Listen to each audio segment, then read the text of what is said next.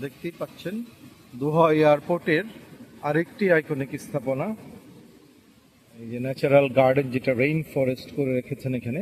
বৃষ্টির আওয়াজ শুনতে পাচ্ছেন, কৃত্রিম বৃষ্টি ব্যবস্থা করা হয়েছে এবং সবুজায়নের মাধ্যমে টেম্পারেচার একটা নির্দিষ্ট মাত্রায় রেখে এই গাছগুলো কিন্তু গ্রো করা হয়েছে। এটা আসলে সবুজ বনায়ন যে আমাদের সবার অঙ্গীকার, সেই অঙ্গীকার পালন করতেছে কাতার। তো আমরাও সবাই সবার নিজস্ব জায়গা থেকে কিন্তু এই অঙ্গীকার পালন করা উচিত। কারণ আপনি আপনার ধরিত্রীকে সবুজ রাখলে আপনি নিজেও ভালো থাকবেন। এখানে দেখেন এটা একটু ট্রপিক্যাল ফরেস্ট, কিন্তু অনেকগুলো গাছই আপনি চিনবেন। এই গাছগুলো তো আমাদের দেশেই পাওয়া যায়। এখানে ফার্ন আছে, হ্যাঁ দেখতে পাচ্ছেন। এই ফুলের গাছটাও আমরা দেখি প্রায়ই।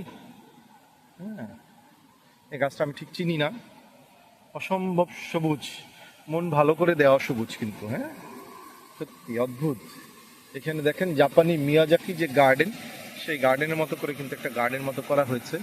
এখানে বৃষ্টি হচ্ছে কিন্তু কৃত্রিম বৃষ্টি অবশ্যই।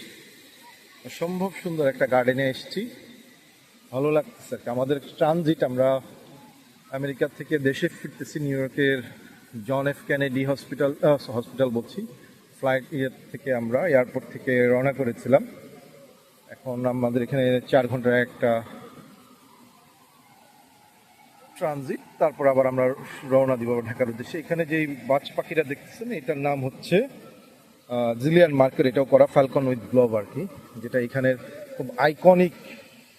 এই ফ্যালকন এখানকার কাতারের জন্য কি, সেই ফ্যালকনকে এখানে দেখানো হচ্ছে। অনেকেই দেখবেন যেখানে স্যান্ড ডিউন্সে আসলে হাতে এই ধরনের একটা বাজ পাখি নিয়ে ছবি তুলে।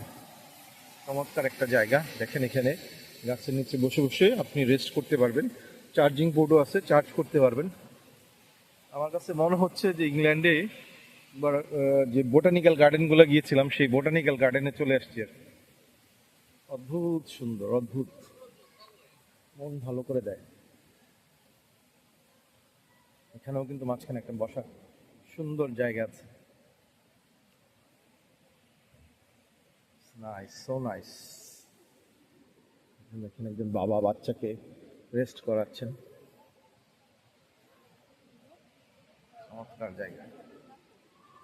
কিছুটা সময় দেখেন ওনারা ঘাসের মধ্যে শুয়ে আছেন। এখানে আরেক দল শুয়ে শুয়ে আকাশ দেখছেন। আকাশ যদিও দেখা যাচ্ছে না এখন, রাতের বেলা, দিনে হলে হয়তো আকাশ দেখা যেত আর কি। অদ্ভুত সুন্দর। দেখেছেন আমাদের কচু গাছ,